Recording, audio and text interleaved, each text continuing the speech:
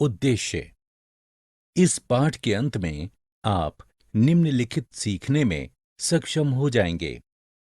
खनिज और शक्ति संसाधनों को परिभाषित करना, खनिजों के प्रकारों के नाम और उनके वर्गीकरण के आधार को उदाहरण के साथ बताना, खनिजों की उपलब्धता के क्षेत्रों को निर्दिष्ट करना, खनिजों के निष्कर्षण की विधियों की सूची प्रदान करना, शक्ति संसाधनों के प्रकारों को विभेदित करना एवं उनके उदाहरणों को सूचीबद्ध करना, ऊर्जा के परंपरागत और गैर परंपरागत स्रोतों की व्याख्या करना, मानचित्र पर प्रमुख खनिजों का पता लगाना।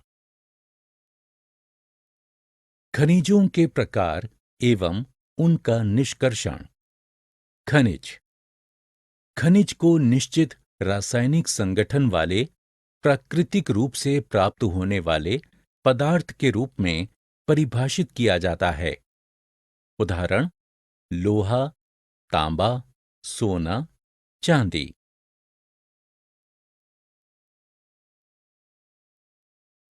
खनिजों के प्रकार। धात्विक खनिज, ऐसे खनिज जिसमें धातुएं कच्चे रूप में होती हैं, उन्हें धात्विक खनिज कहा जाता है। उदाहरण: लौह अयस्क, बॉक्साइट और मैग्नीज अयस्क। धात्विक खनिज दो प्रकार के हो सकते हैं। लौह, लौह खनिज वे खनिज हैं जिनमें लोहा होता है। उदाहरण: लौह अयस्क, मैग्नीज और क्रोमाइट। अलौह, अलौह खनिज वे खनिज हैं जिनमें लोहा नहीं होता है। उदाहरण: सोना, चांदी, तांबा और सीसा। अधात्विक खनिज, अधात्विक खनिजों को ऐसे खनिजों के रूप में परिभाषित किया जाता है जिनमें धातुएं नहीं होती हैं। उदाहरण: चूना पत्थर, माइका और जिप्सम। खनिजों का निष्कर्षण। खनन, पृथ्वी की सतह के नीचे दबी शैलों से खनिजों को बाहर निकालने की प्रक्रिया को खनन के रूप में परिभाषित किया जाता है। खनन दो प्रकार का होता है। विवृत खनन, पृथ्वी के पृष्ठीय स्तर को हटाकर कम गहराई में स्थित खनिजों को बाहर निकालने की प्रक्रिया को विवृत खनन के रूप में परिभाषित किया जाता है। उदाहरण: कोयला, कूप की खनन, पृथ्वी की सतह के नीचे अधिक गहराई में स्थित खनिज निक्षेप तक पहुंचने के लिए बनाए जाने वाले गहन वेधन, जिन्हें कूपक कहते हैं, उनका निर्माण करने की प्रक्रिया को कूपकी खनन के रूप में परिभाषित किया जाता है। प्रवेधन, गहन कूपों से खुदाई करके या छिद्र बनाकर खनिजों को बाहर निकालने की प्रक्रिया को प्रवेधन के रूप में परिभाषित किया जाता है।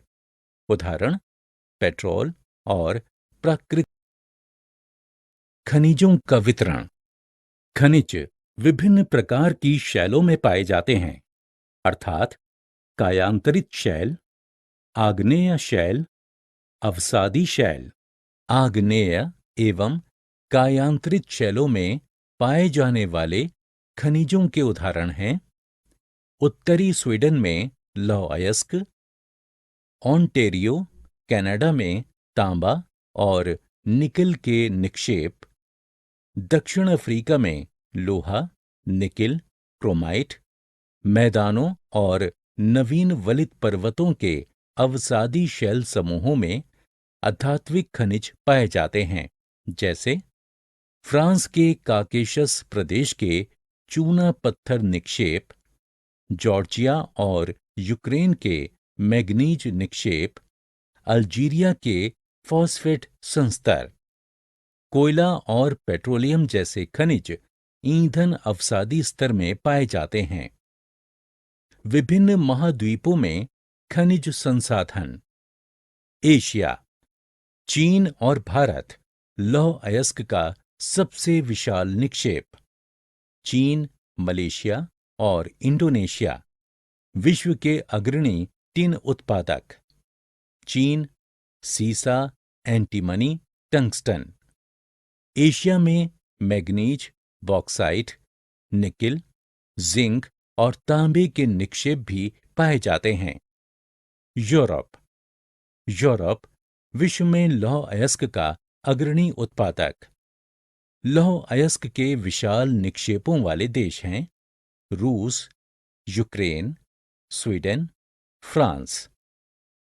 पूर्वी यूरोप और यूरोपीय रूस में तांबा, सीसा, जिंक, मैग्नीज और निकिल के खनिज निक्षेप पाए जाते हैं। उत्तरी अमेरिका, ग्रेट लेक के उत्तर में कैनेडियन प्रदेश लौह अयस्क, निकिल, सोना, यूरेनियम और तांबा पाए जाते हैं।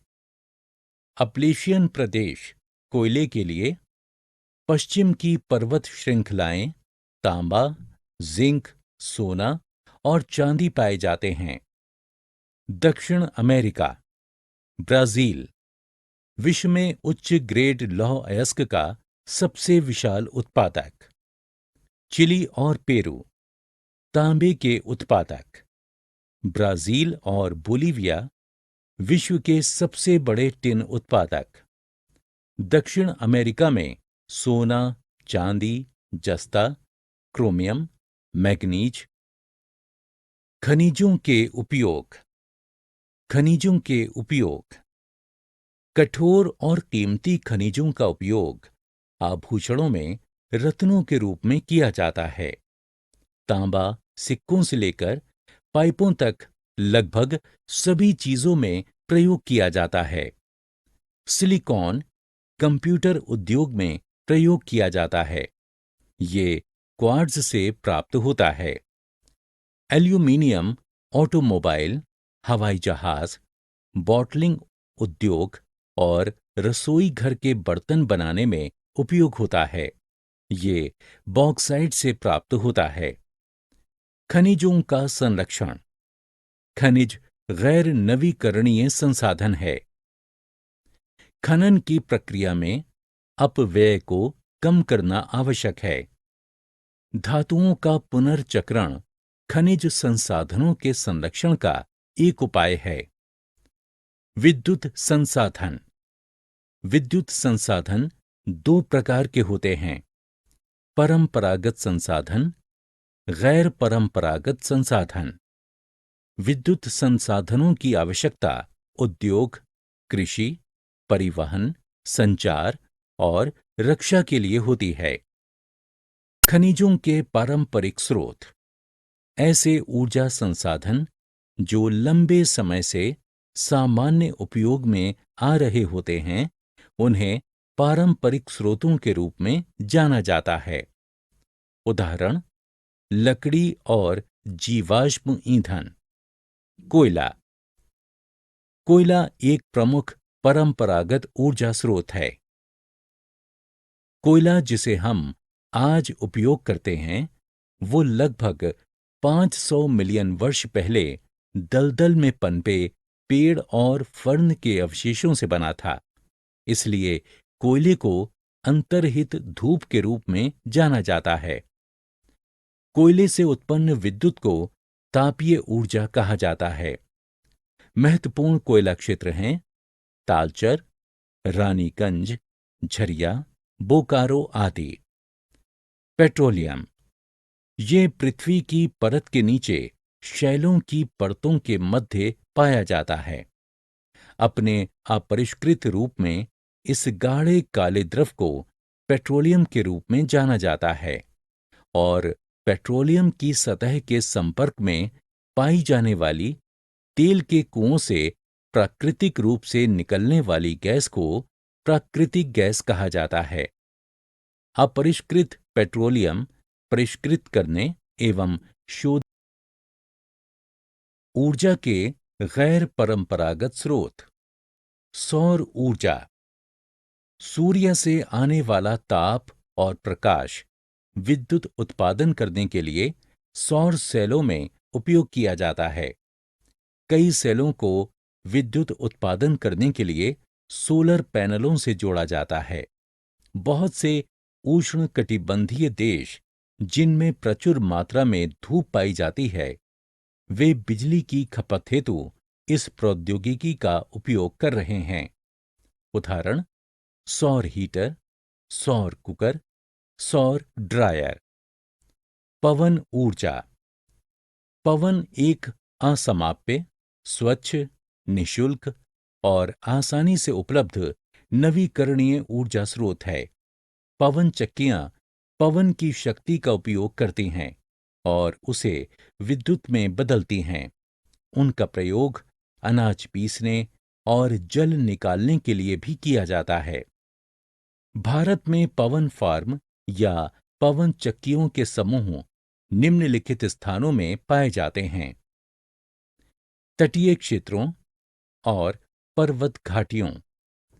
विश्व में पवन farm Netherlands, Germany, Denmark, Britain, संयुक्त राज्य अमेरिका और स्पेन में पाए जाते हैं। परमाणु ऊर्जा।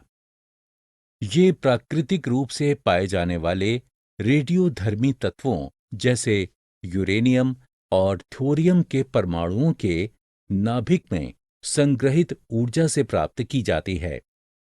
ये ईंधन परमाणु रिएक्टरों में परमाणु विखंडन की प्रक्रिया से गुजरते हैं और ऊर्जा का उत्सर्जन करते हैं। परमाणु ऊर्जा के सबसे बड़े उत्पादक संयुक्त राज्य अमेरिका एवं यूरोप हैं। राजस्थान और झारखंड में यूरेनियम के विशाल निक्षेप हैं। केरल की मोनाजाइट बालू में थोरियम पाया जाता है। भारत में परमाणु ऊर्जा केंद्र निम्नलिखित स्थानों में पाए जाते हैं: कलपक्करम, तमिलनाडु; तारापुर, महाराष्ट्र; राणा प्रताप सागर, कोटा के निकट, राजस्थान; नरौरा, उत्तर प्रदेश; कैगा, कर्नाटक। भूतापीय ऊर्जा पृथ्वी से प्राप्त होने वाली ताप ऊर्जा होती है। इसे विद्युत उत्पादन करने के लिए भी उपयोग किया जा सकता है। गर्म जल के झरनों के रूप में पाई जाने वाली भूतापीय ऊर्जा का उपयोग निम्नलिखित। सारांश: हमने जो कुछ सीखा है उसे संक्षेप में दोहराएं। प्राकृतिक रूप से पाया जाने वाला कोई भी पदार्थ जिसका निश्चित संघटन होता है, उसे खनिज कहा जाता है। खनिजों को दो प्रकारों में विभाजित किया जाता है: धात्विक और अधात्विक खनिज। खनिजों के निष्कर्षण के लिए खनन, प्रवेधन और उत्खनन जैसी विधियों का उपयोग किया जाता है। लौह अयस्क, तांबा, निकिल, क्रोमाइट, प्लेटिनम जैसे खनिज आग्नेय एवं कायांतरित शैलों में पाए जाते हैं। चूना पत्थर अवसादी शैलों में पाया जाता है। एशिया में बड़े लौह अयस्क के विशाल निक्षेप हैं। यूरोप लौह अयस्क का अग्रणी उत्पादक है। भारत में पाए जाने वाले प्रमुख खनिज लौह, बॉक्साइट, अभ्रक, तांबा, मैग्नीज, चूना पत्थर, सोना और नमक हैं। खनिजों का उपयोग कई उद्योगों में किया जाता है, जैसे आभूषण, सिक्के बनाना, वायुयान आदि। शक्ति संसाधन दो प्रकार के होते हैं: परंपरागत एवं गैर परंपरागत शक्ति संसाधन। लकड़ी, पेट्रोलियम, कोयला, प्राकृतिक गैस, जल विद्युत ऊर्जा के परंपरागत स्रोत हैं।